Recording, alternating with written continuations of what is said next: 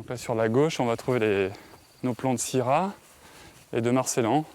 C'est l'histoire de 4 copains du secteur de Jarnage, 3 enseignants et un éleveur bio. Un petit bout de terre exposé plein sud et en avant.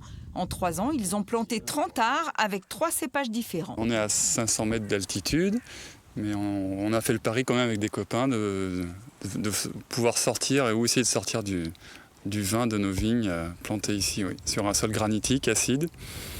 Et pour s'amuser bien sûr en premier lieu, mais personne ne peut nier le réchauffement climatique. Dernière plantation, c'est 300 pieds de sauvignon blanc. Des essais sans enjeu économique pour l'instant, mais chacun a ses motivations.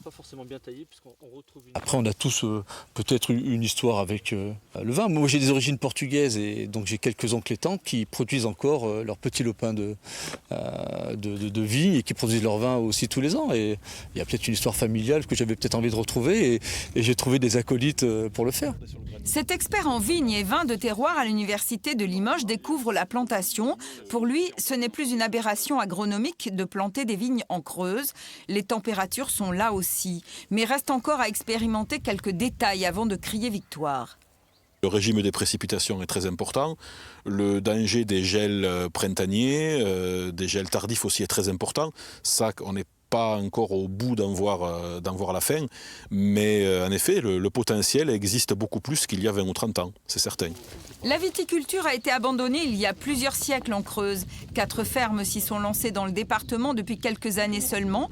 Sébastien a déjà la cuve et la première récolte sera pour l'an prochain.